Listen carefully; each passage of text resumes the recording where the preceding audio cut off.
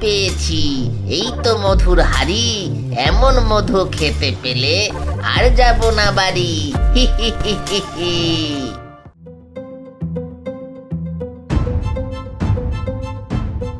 তালহা, এই তালহা, তাড়াতাড়ি বাইলে আয়, এদিকে থলবনাথ হয়ে গেতে। কিলে বাইলে আয় বলতি।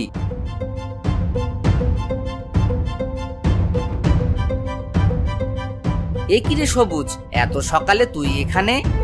হ্যাঁ রে তালহা, তল আমার থাতে, ওদিকে তো থলবনাথ হয়ে গেতে। সর্বনাশ? কিসের সর্বনাশ? রমিত তাতাকে দেখে তাদের এই এক প্রতিবেশী হালুন তাতাও মধুর ব্যবসা শুরু করেছিল।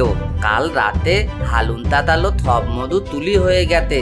তারা সবাই খুব ভেঙে পড়েছিলে তালহা। হালুন তাতা অনেক গরিব, এবার তোকেই একটা সমাধান করতে হবে। আমি? হ্যাঁ তুই, আমি জানি একমাত্র তুইই পারবি এই সমস্যার সমাধান করতে। চল আমার সাথে।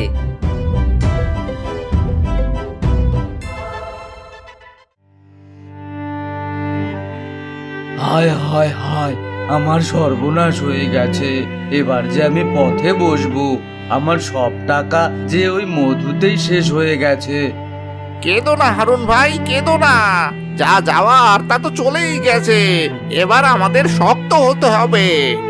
না গো রমেশ ভাই, যে আমার এই কষ্টের মধু চুরি করেছে তাকে আমি কিছুতেই ছাড়বো না।